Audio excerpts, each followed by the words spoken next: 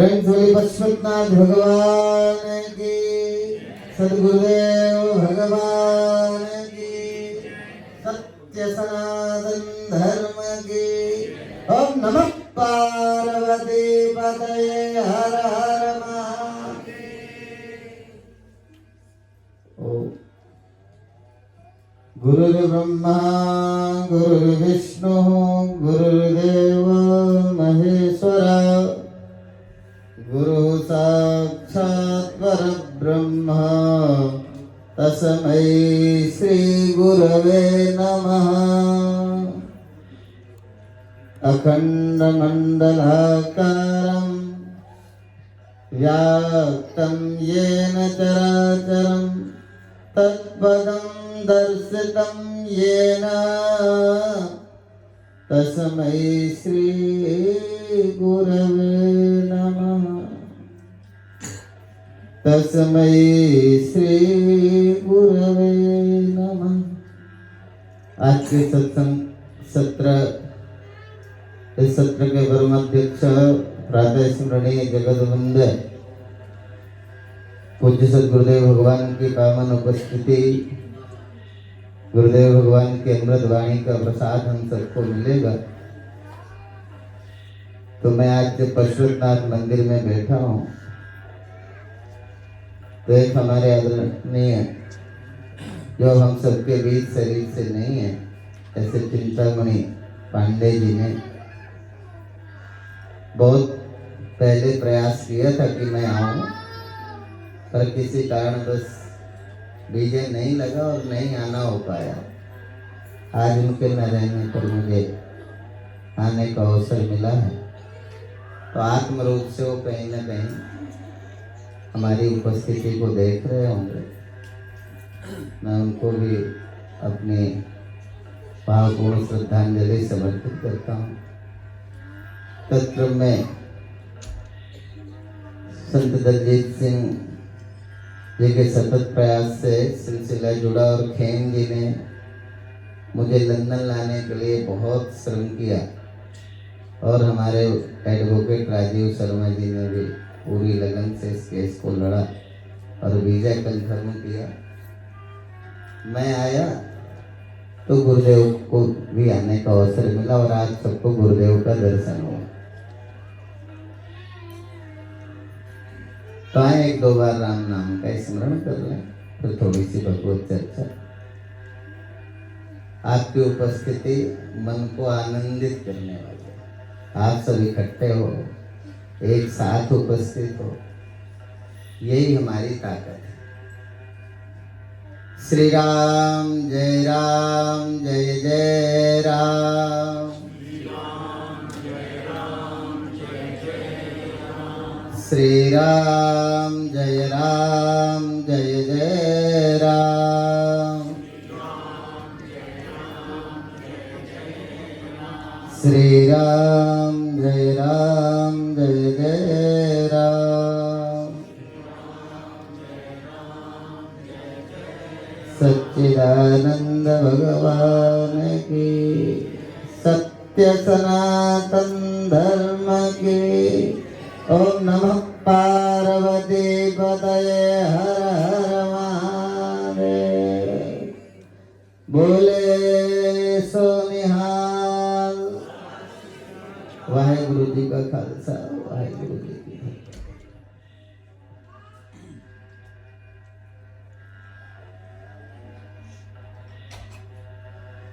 ये एक दो दिन का पुण्य नहीं होता, भागवत के महात्मा में ही भगवान वेदव्यास जी कहते हैं, भाग्योदयन बहु जन्म समर्जितेन। बहुत से जन्मों का पुण्य उदय होता है, तब किसी ब्रह्म ज्ञानी साधु का दर्शन होता है। ब्रह्म ज्ञानी, वेदों में भी भगवान ने साधुओं की महिमा में कहा, साधु नाम दर्शनम पुण्यम तीर्थभूता ही साधव। यदि किसी ब्रह्म ज्ञानी साधु का दर्शन हो जाए तो सारे तीर्थों का पुण्य मिल जाता है। तीर्थों में न जा पाओ और पुण्य कभी हमारे जागृत हो और ब्रह्म ज्ञानी साधु का दर्शन हो जाए तो सारे तीर्थों का पुण्य हमारे जीवन में फलित हो सकता है। ये संसार में कुछ भी इकट्ठा कर लो, ये संसार का स्वभाव कैसा है और संसार कहते किसे? संसार क्या है? संसरते इति संसारा। संसार माने जो बहुत जोर से पकड़ के रखने पर भी बचे नहीं। संसरते इति संसारा, जो रोज बदलता रहता है, खिसकता रहता है, उसका नाम संसार है। कितना कोशिश कर लो, जैसे हम अपने शरीर में कितना एक्सरसाइज कर लें, कितनी अच्छी डाइट तय कर दें, कितना अच्छा भोजन करें कि बुढ़ापा ना आए, है ना? और लगभग मुझे लगता है हम सब लोग बहुत प्रयास करते हैं, तब भी बुढ़ापा आ ही जाता है। ऐसे ही मौत, न चाहने पर भी कितनी ताकत हो जाए, मौत भी आ ही जाती है। तो हम सबको अपनी डिजायर क्या है? हमारी जो डीप डिजायर है वो न मरने की है ना। और न मरने की इसलिए है क्योंकि हम आत्म रूप से सदा अजन्मा और अविनाशी हैं। जब तक हम अजन्मा अविनाशी को प्राप्त नहीं कर लेते, तब तक ये जीव की निरंतर खोज चलती रहती है। तो इस खोज को पाने के लिए, और ये खोज है कहीं ना कहीं अंदर से सुख मिले। दुख अच्छा नहीं लगता, हम सुख स्वरूप है और ये सुख के लिए। और इसलिए भागवत की जो चर्चा हुई, हमारे पंडित जी ने कहा कि परीक्षित जी का विषय मंच संचालन के साथ उठाया, तो मुझे भागवत का एक श्लोक याद आ गया। सुखार्थ सर्वभूतानां मतः सर्वा प्रवृत्तया सुखम च न विना धर्मात् तस्मात् धर्म परो। सुखार्थ सर्वभूतानां, कोई ऐसा थोड़ी कि आप ही लगे पड़े हो, साधु होके भी हम सुख ही तो खोज रहे हैं। सुखार्थ सर्वभूतानां, सर्वभूतानां मतलब जितने भी भूत प्राणी हैं, केवल मनुष्य नहीं, एक कीड़ी भी, एक चिड़िया भी सुबह से शाम तक काम करती है। लगता है काम करके चिड़िया को लगता है जब ये मेरा घर कंप्लीट हो जाएगा फिर कोई दुख ना होगा। जैसे हम अनमैरिड हो ना, तो लगता है शादी होगी, शादी होते हमें अब फिर दुख से मुक्त हो जाएंगे। गरीब होते हैं तो लगता है पैसा मिलेगा तो दुख से मुक्त हो जाएंगे। जिसके घर नहीं है उसे लगता है कोठी बन जाएगी फिर कोई दुख ना होगा। तो हम सब सुख के लिए सुबह से शाम तक काम करते हैं, पर सवे सयाने एक मत, सभी सयानों ने एक तरह से कहा सुखार्थ सर्वभूतानां मता सर्वप्रवृत्तया। हम जब महात्मा बने तो लगा था सुखी हो जाएंगे, तो घर छोड़ दिया। लगता था घर छोड़कर महात्मा बनेंगे तो सुखी हो जाएंगे। आपको लगा शादी कर लेंगे तो सुखी हो जाएंगे। हमको लगा था हम बांट देंगे अपना सब कुछ तो सुखी हो जाएंगे। आपको लगता था सब कुछ इकट्ठा कर लेंगे, डिपॉजिट कर लेंगे तो सुखी हो जाएंगे। तो सुखार्थ सर्वभूतानां, हम सब चाहते सुख हैं और सुख ही के लिए सब करते हैं। यदि कोई पाप भी हमसे हुआ है ना, तो उसके पीछे का सत्य भी सुख है। यदि हमसे कोई पाप हुआ है तो पाप भी इसीलिए हुआ है। यदि हम चोर हुए हैं, हमारे मन में किसी के प्रति बुरा भाव आया है, हमने किसी की संपत्ति को कब्जा किया है, कुछ भी किसी तरह का, हमने किसी की संस्था के साथ मिलकर एक मोनोपोली तैयार की और हमने संस्था में कब्जा कर लिया, उस सब का सब हमारे अंदर की जो डिजायर है, डीप इसीलिए कहते हैं जो गहरी, महात्मा की और एक अनपढ़ आदमी की जो डिजायर अलग नहीं है, दो नहीं हो सकती। डीप माने जो हम सब की है, हम सब की डिजायर क्या है कि हम सुखी हो जाएं। पर कहते हैं सुखम चना बिना धर्मा, सुख ही है, बाकी सारा संसार तो मेहनत से ही मिलेगा, परिश्रम करके ही मिलेगा। तुम्हें अच्छी गाड़ी चाहिए तो मेहनत करोगे, बिजनेस करोगे तभी अच्छी गाड़ी मिलेगी। अच्छी कोठी चाहिए तो पैसा अच्छा कमाना पड़ेगा। पर ये सुख जो है ना, ये सुख पैसे से नहीं मिलता। सुखम चना बिना धर्मा, सुख के लिए कुछ नहीं करना, सुख के लिए आपको धर्म का अनुकरण करना है। आप जिस कम्युनिटी में आपका जन्म हुआ है, जिस मजहब में आप पैदा हुए हो, जो आपका रिलीजन है, जो आपका धर्म है, आपको अपने धर्म के अनुसार चलकर, अपने धर्म के अनुसार चलकर, धर्म बदल के भी तुम सोचते हो सुखी हो जाओगे, नहीं, अपने धर्म के अनुसार चल करके हम सुखी हो। सुखम चना बिना धर्म, सुखी होने के लिए धर्म करना है। शादी करके सुखी हो जाओगे नहीं, शादी सुखी होकर। भगवान ने गीता में ये कहा कि यदि सचमुच तुम्हें शादी करना है तो शादी सुखी होने के लिए नहीं करना, सुखी होकर शादी करो। गाड़ी खरीदना है सुखी होने के लिए नहीं, सुखी होकर गाड़ी खरीदना। सुखी होने के लिए मंदिर नहीं बनाना, सुखी होकर मंदिर बना। ये जब तुम सुखी होकर बनाते हो ना, तो उस पर दुख नहीं होता, उस पर स्प्रिया नहीं होती, उसके छोड़ने में कोई तकलीफ नहीं होती। इसलिए तकलीफ से मुक्त होने के लिए, और गुरुओं ने भी गुरबाणी में यही कहा, भले किसी को याद रहे न रहे, क्योंकि ये मन बड़ा विचित्र है, सांसारिक है, संसार के पदार्थों से हटता नहीं है। नहीं तो गुरबाणी में भी यही तो कहा है गुरुओं ने कि सुखी होने के लिए क्या करना, सिमरो, सिमिर सिमिर सुख पाओ। कहीं नहीं कहा गाड़ी खरीदो, खरीद के सुख पाओ, घर बनाओ, घर बना बना करके सुख पाओ। गुरुओं ने तो कहा सुखी होने के लिए सिमरो, सिमिर सिमिर सुख पाओ। सुखी होने के लिए सिमरन चाहिए, बाकी सारा जगत व्यर्थ नहीं है, पर ये जरूर है कि जगत सदा नहीं है। जो सदा है उसको भागवत जी में कहा, एतावदेव जिज्ञास्यं तत्व जिज्ञासुनात्मना अन्वय व्यतिरेकाभ्याम यस्यात् सर्वत्र सर्वदा। जो सर्वत्र और सर्वदा है, जब तक हम उस सत्य को प्राप्त नहीं कर लेते, जब तक हम आत्म रूप से अपने आप को जान नहीं लेते, हम कितना श्रम कर ले, सारा का सारा श्रम अंतोगत्वा कहीं ना कहीं बाद में दुख ही देने वाला। इसलिए जानकर महापुरुष काम करते हैं। महापुरुषों ने जो सेवा लगाई वो जानकर लगाई, इसलिए उन्हें सेवा छोड़ने में तकलीफ नहीं होती।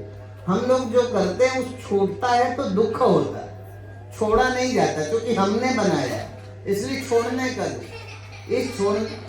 इससे छुटकारा मिले। और क्या है, मानने के सिवा और क्या। बहुत इकट्ठा भी हो गया, कल हम कहीं बैठे थे तो चर्चा हो रही थी, हमने कहा बस इतना ही तो है। यदि हम पूछे, बहुत लोग कहते हैं दुखी हैं, हम दुखी हैं, पर यदि हम पूछे आप अपना दुख बताओ, लिस्ट बनाओ, आप कितने प्रतिशत दुखी हो, मतलब और कोई आपके फैमिली मेंबर का आपको दुख ना हो, आप अपना वाला दुख बताओ, तो आपका अपना वाला तो बहुत थोड़ा है। या तो आपको अपना दुख फैमिली मेंबर में कभी बेटे का, कभी बेटी का, कभी पत्नी का, कभी रिश्तेदार का, यही तो दुख है। अपना तो बहुत थोड़ा है, अपना दुख ज्यादा नहीं है, पर तब भी हमने सबको अपना मान लिया है, अपना मान लिया है, इसलिए दुखी है। नहीं तो, और इसीलिए आत्मदेव भी भागवत के महात्मा में आत्मदेव इसीलिए दुखी थे, क्योंकि उन्होंने धुंधकारी को अपना पुत्र मान लिया था। अब धुंधकारी दुष्ट निकल गया, अब दुष्ट निकला, वो माता को भी मारने लगा और वो गलत रास्ते में भी चल गया। और वो दुखी हो रहे थे आत्मदेव कि पहले महात्मा जी ने कहा था तुम महात्मा बन जाओ, तो ये तुम्हें 7 जन्म तक, सप्त जन्मनि तववद पुत्रो नैव च नैव च, ये नहीं कहा कि तुम्हारे पुत्र नहीं होगा, 7 जन्म तक तुम्हें पुत्र का सुख नहीं मिलेगा, ऐसा भागवत में कहा। पर नहीं माने, महात्मा जी समझाते रहे, कई दफा महात्मा समझाते रहे तो हमारे सुख की जो कामना है ना, वो महात्माओं की बात भी मानने नहीं देती। ऐसे ही तो लगता है कि हमें महात्माओं से श्रद्धा बहुत है, पर यदि श्रद्धा और मन की तुलना करो तो हमारा मन जब कामनाओं में फंसा होता है ना, तो महात्मा की बात भी नहीं मानने देता, वो जबरदस्ती अपना काम कराता रहता है। और आत्मदेव जी को समझाया, पर आत्मदेव जी के मन में पुत्र पाने की कामना थी, तो महात्मा की बात समझ नहीं है। अब जब पुत्र हुआ तो लगा कि पुत्र ना होता तो झंझट। और कई दफा हमारे को भी, कई दफा शादी करके जीवन बहुत अच्छा होता है, और कई दफा शादी करके यदि ठीक ना मिले, पति हो या पत्नी, तो लगता है कि शादी, वो पता नहीं कौन सा दिन बुरा समय था जब शादी कर ली। शादी करके लगता है शादी ना करते तो ठीक था, जब तक शादी नहीं हुई तब तक तो लगता था शादी हो जाए, लगता था शादी नहीं हुई इसलिए दुखी है, पर शादी हो गई। कई दफा हमारे पास बच्चे नहीं थे तो मंदिर जा रहे थे, गुरुओं के पास जा रहे थे, लगता था बच्चा हो जाए। अब बच्चा जब हमारी मानता नहीं तो लगता है बच्चा ना होता तो ही अच्छा था। पहले नहीं लगता, पहले जो चीज है नहीं उसको लगता है वही है हमारा सारा सुख। तो यही आत्मदेव जी को समझ नहीं आया, तब आत्मदेव जी ने महात्मा से जिद करके वरदान में फल ले लिया और बोले मुझे तो बच्चा चाहिए। अब जब धुंधकारी हो गया तो दुखी हो गए। तब एक दिन मंदिर से पूजा करके जब गोकर्ण जी लौट के आए तो देहोस्तिमान रुद्रे विमतिम तजस्कम जाया सुता जिस्वदा ममताम विमुंच पश्या निशम जगदिदम क्षणभंगुनिष्ठम वैराग्य राज्य रसिको भव भक्ति निष्ठा। तभी आत्मदेव जी के दूसरे पुत्र गोकर्ण जो संतों ने फल दिया था ना, वो फल गाय को खिला दिया था। आप लोग तो कथा सुनते रहते हो। तो वो फल से जो गाय के पेट से जो बच्चा पैदा हुआ उसका नाम गोकर्ण रखा। गोकर्ण इसलिए रखा क्योंकि उसके कान गाय जैसे थे और गो माने इंद्रियां भी होता है, ठीक है ना। तो जिसकी भगवत में इंद्रियां, जिसकी सभी इंद्रियों से जो अपने जीवन को भगवत में बना लेता है वो भी गोकर्ण है। तो गोकर्ण जी ने कहा देहोस्ति मांस रुद्र, जिस धुंधकारी को तुमने अपना मान लिया है इसे अपना छोड़ दो, बस इसे अपना मानना छोड़ दो, निकल जाओ। तो बोले कहाँ जाऊं? तो बोले धर्मम भजस्व सत्यम तजलोक धर्मान सेवस्य साधु पुरुषं जहि काम तृष्णाम अन्यास्य दोष गुण चिंतन मांस मुक्त सेवा कथा रसनो नितराम विभक्तम। तुम निकल जाओ और भगवान का भजन करो, साधुओं की बताई सेवा करो, साधुओं की सेवा करो, साधुओं ने जो सेवा दी है वो सेवा करो, गुरुओं की सेवा पर चलो, गुरुओं ने जो दिया है बताया है गुरुओं की राह पकड़ के उस सेवा में करो, तुम्हारी मुक्ति हो जाएगी। इतनी सी बात में बस घर छोड़ा और आत्मदेव मुक्त हो गए। हम सारी जिंदगी घर में रुलते रहते हैं पर घर छोड़ने का मन नहीं करता। कई दफा जब बेटा हमसे ज्यादा हमारा अपमान करता है, इंसल्ट करता है तो लगता है घर छोड़ दे, फिर थोड़ी देर बाद क्रोध कम हो जाता है, फिर हम वही बने रहे। तो आत्मदेव जी ने मान लिया।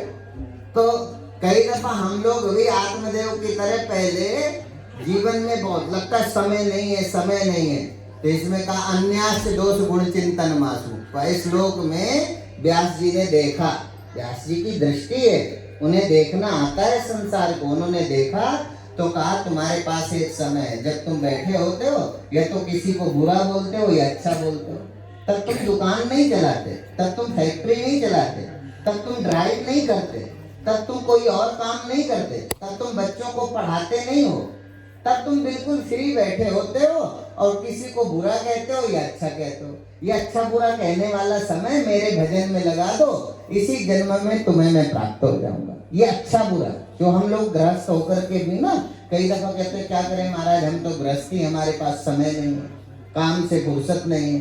पर सचमुच काम से फुर्सत नहीं, थोड़ा बहुत तो समय है ना जब आप कहीं ना कहीं दूसरे को या तो अच्छा बोलते हो या बुरा बोलते हो। वो अच्छा बुरा वाला जो समय है उससे वो समय भगवान के भजन में लगा दो। जो गुरुओं ने मंत्र दिया है, जो तुम्हें मंदिर से मिला है, जो तुम्हें अपने शास्त्रों से मिला है, जो अपने धर्म से मिला है। कोई धर्म बदल के भगवान थोड़ी मिलने वाला है। तुम अपने धर्म को ही अच्छे से पालन करो, जहाँ तुम पैदा हुए हो, जो तुम्हारा धर्म है, जो परिवार की तुम्हारी परंपरा है।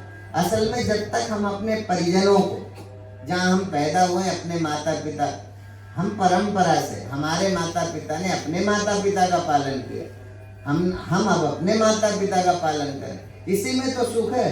पर अभी क्या है, हम थोड़ा बड़े होते हैं, पढ़ लिख करके बड़े हुए तो कई दफा हम डिसीजन खुद लेते हैं, अपनी लाइफ का डिसीजन। और ये तो लंदन है भाई, यहाँ तो और ज्यादा हो सकता है। ये तो भारत में भी आ गया है ना, अब बड़े हो गए, भूल गए कि हम जब बड़े हुए हैं तो बड़े होने में हमारी यात्रा में कौन हमारे साथ था। जब तक हम बड़े नहीं थे, तो ये बड़े होकर के अपने पैरों जब हम खड़े हुए हैं, इस यात्रा में हमारा साथी कौन था। तो हम छोटे से लेकर के ग्रेजुएशन करने तक हमारे माता पिता ही तो हमारे साथ थे।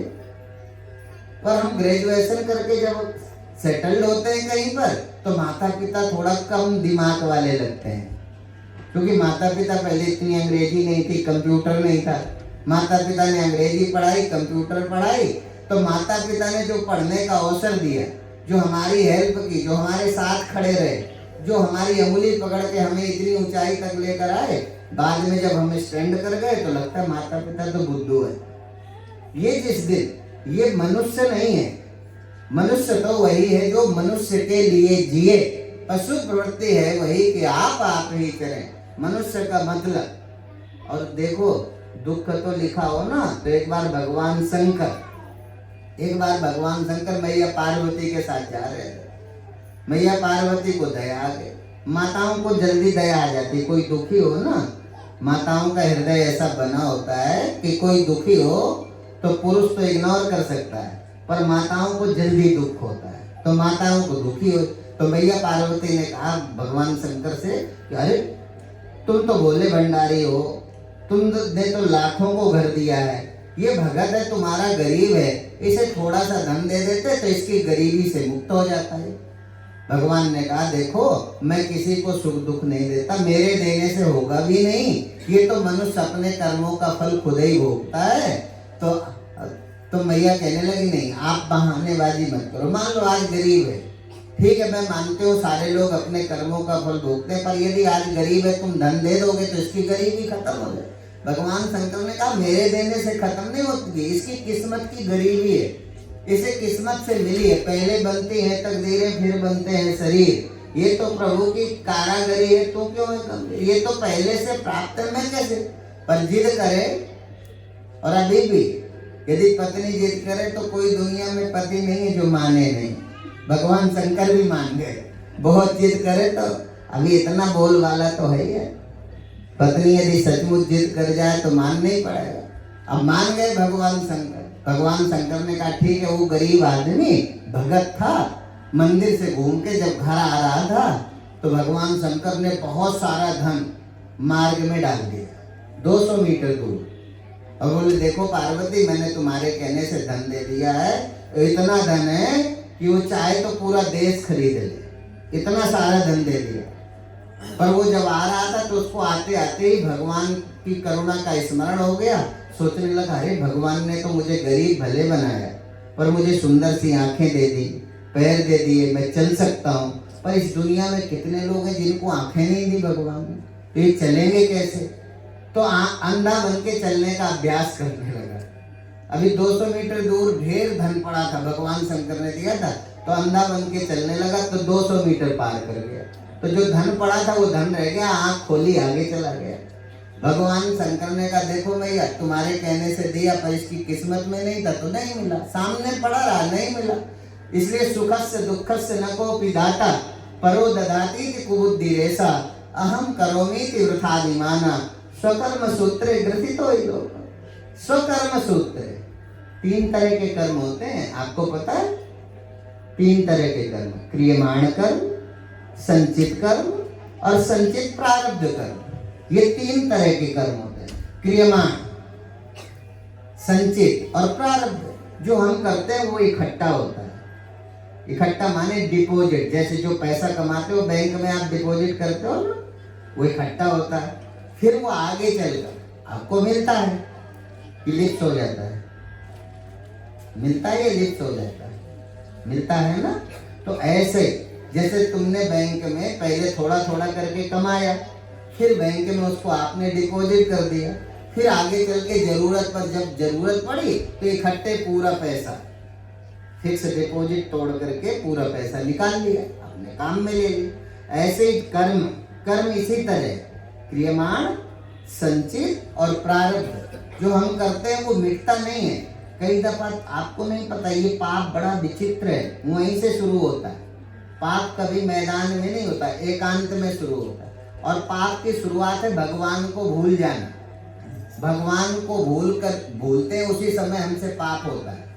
क्यों आप बताओ, हम सब लोग जो भी करते हैं, यदि कोई ऐसा काम है जो पाप है वो हम मैदान में करते हैं, छिप के करते हैं, कहीं ना कहीं वहाँ हम जैसे कोई बच्चा बचपन से कोई नशा न किया हो, तो जब पहली बार नशा करता है तो अपने आस पड़ोस में देखता है, कहीं मेरे मोहल्ले के तो मुझे नहीं देख रहे, मेरे डैडी के परिचित मुझे तो नहीं देख रहे, मेरी माँ के परिचित कोई मुझे तो नहीं देख रहे, ठीक है ना, मम्मी डैडी के परिचित तो नहीं है, कोई पड़ोस का तो नहीं है, हमारे सेक्टर का तो नहीं है। जब देख लेता है कोई नहीं है, सेफ महसूस करता है, तब नशा सीखता है, और फिर धीरे धीरे वो सबके सामने करने लगता है। ऐसे ही भगवान को भूलना, अर्थात जहाँ हम पाप करते हैं हमें लगता है हम बंद कमरे में हमें कोई नहीं देख रहा, हम जो करते हैं बंद कमरे, तुम्हें कोई देख रहा है नहीं देख रहा, पर तुम्हें नहीं पता, तुम्हारा हरि है 1000 आंख वाला, वो बंद कमरे में भी जो करते हैं वो भी कोई नहीं देख रहा, पर हमारा भगवान तो हमको देख रहा है ना। आत्म रूप से जो हमारे अंदर बैठा है ईश्वर, वो तो हमें देख रहा है। यदि ये पता रहे कि कोई नहीं देख रहा, मम्मी डैडी भी नहीं देख रहे, मेरे परिवार फैमिली और पड़ोस के मेंबर भी मुझे नहीं देख रहे, पर यदि ये पता रहे कि उस एकांत में भी परमात्मा मुझे देख रहा है चुपचाप, तो आप पाप नहीं करोगे। पाप से बचने के लिए हर समय भगवान को याद रखो, और इसलिए भगवान की याद अमृत है और भगवान का विस्मरण मृत्यु है। याद है तो आबाद है, भूला तो बर्बाद है। भगवान की याद अमृत है, भगवान की याद जीवन है, और भगवान का भूलना मृत्यु है। भगवान को भूल गए तो मर गए, भगवान को याद रखो तो जी गए। ये जीवन क्या है? जीवन शरीर थोड़ी है। इसलिए जन्म हमें जब भी मिला है तब माँ बाप से मिला है, और जीवन जब भी किसी ने दिया है तो वो गुरु से मिला है, गुरु की वाणी से मिला है। जीवन गुरु की वाणी से मिलता है। जन्म माँ बाप के बिना नहीं हो सकता, पर माँ बाप से जीवन कभी नहीं मिलता। जीवन तो शास्त्र की शरणागति से मिलता है, गुरु के उपदेश से मिलता है। जन्म तो कहीं भी मिल जाता है, जन्म तो जानवर का भी। और जानवर और क्या है? जानवर माने क्या? एनिमल माने क्या? क्या है एनिमल? धर्मो हितैषा अधिको विशेषा, धर्मेण हीना पशु ही समान। धर्म नहीं है तो पशु है, और धर्म है तो मनुष्य है। जहाँ धर्म नहीं है वो सब पशु है, जहाँ धर्म है उसका नाम मनुष्य है। धर्म माने ये परिवार और परिवार के रिश्तों की पवित्रता, परिवार और परिवार के रिश्तों की पवित्रता, और अपने रिश्तों के लिए जीने का जो हमारा कर्तव्य है। जैसे हम किसी के बेटे हैं, अपने पिता के लिए जीना। हम किसी के पति हैं, पत्नी हैं, पुत्र हैं, बेटी हैं, जो हैं, हम अपने रिश्तों के अनुसार जीने के लिए तैयार हों, और अपने रिश्तों के अनुसार अपने कर्तव्य कर्म का पालन करें। स्वधर्मे निधनम श्रेया परधर्मो भयावह। तो हम धर्मात्मा हो गए, मनुष्य हो गए। और जहाँ धर्म नहीं है, देखो बंदर और किसी जानवर को देखो, बंदर कितना प्यार करता है अपने बच्चे को, मर भी जाए तो चिपका के रखता है। पर जिंदा बंदर देखना, कभी चित्रकूट वृंदावन जाओ ना, तो जिंदा बंदर को दाना डालना, तो बंदर की माँ बच्चे को पिटाई करके खुद खा लेगी, बच्चे को नहीं खाने देगी। और प्यार इतना करती है कि मर जाए तो छोड़ती नहीं है। पर खाने का नंबर आए तो उसमें बुद्धि नहीं है, धर्म नहीं है, इसलिए वो खाने में अपना प्यार इतना ज्यादा कोई प्यार नहीं करता कि मरे हुए बच्चे को बंदरिया करती है। तो ऐसे ही, तो जहाँ धर्म का मतलब, जहाँ हम अपनों के लिए जीते हैं वहाँ मनुष्य है, जहाँ अपने लिए जीते हैं वहाँ जानवर हो जाते हैं। अपने लिए जीना जानवर है, जानवर होने की निशानी है जो अपने लिए जिए। समझ लो हम आदमी से जानवर हो गए, और जिस दिन हम अपनों के लिए जीना शुरू कर दें, समझो हम जानवर से आदमी हो गए। तो जानवर से आदमी होना, अपनों के लिए जीना, अपने देश के लिए जीना, अपने धर्म के लिए जीना, ये आदमी होने की निशानी है। और जिस दिन हमारी बुद्धि में पतन हो जाए और केवल हम अपने लिए जीना शुरू कर दें, न पत्नी की परवाह, न बच्चे की परवाह, न पड़ोस की परवाह, न देश की परवाह, न धर्म की परवाह, सारी परवाह छोड़कर जब हम अपने लिए जीने लगे, तो समझ लो हम जानवर हो गए। जानवर चिंता नहीं करते, पर जानवर कोई आतंकवादी भी नहीं होता। जानवर यदि चिंता नहीं करता तो जानवर कोई पाप भी नहीं करता। ये मनुष्य ही है, पुण्य भी करता है और पाप भी करता है। तो पाप क्या है, पुण्य क्या है, ये हमारे को समझना ही पड़ेगा। और नहीं तो पाप उसी को कहते हैं जो अकेले में भी अपने को इन्फीरिटी कॉम्प्लेक्स पैदा करता है। इन्फीरिटी कि मुझसे पाप हो गया, अकेले में दुख देता है, कोई नहीं जानता तो भी। कई दफा हमसे कोई काम हो जाए ना तो किसी को पता नहीं है, पर फिर भी अकेले में हमारी बुद्धि में पश्चाताप होता है, हमसे गलत काम हो गया। तो इस ग्रंथि से, इस गांठ से, इस इन्फीरिटी कॉम्प्लेक्स से मुक्त करने के लिए हम सबको सत्संग से जुड़ना ही पड़ेगा। तो मैं फिर एक बार, ये खेम जी की जिद थी कि हमें आना ही है, तो खेम जी भाई साहब लगातार लगे रहे, राजीव शर्मा जी लगे रहे, क्योंकि हम आए तो गुरुदेव आ गए। हमारी हालत मतलब समझते हो ना, इस समय हमारा कैसा, जैसे भगवान शंकर का साधन कौन था? आप तो भगवान शंकर, आप कितने भाग्यशाली हो, आप नेपाल में पैदा हुए, भगवान पशुपतिनाथ की पवित्र नगरी जहाँ पूरी दुनिया मत्था टेकने जाती है, आप सब अधिकतर यहाँ बैठे हुए लोग भगवान पशुपतिनाथ की नगरी नेपाल से हैं। इसलिए मैं भगवान की नगरी के हर एक भक्त को हृदय से वंदन करता हूँ। ओम शांति शांति शांति। गुरुदेव भगवान की पावन वाणी को श्रवण करें।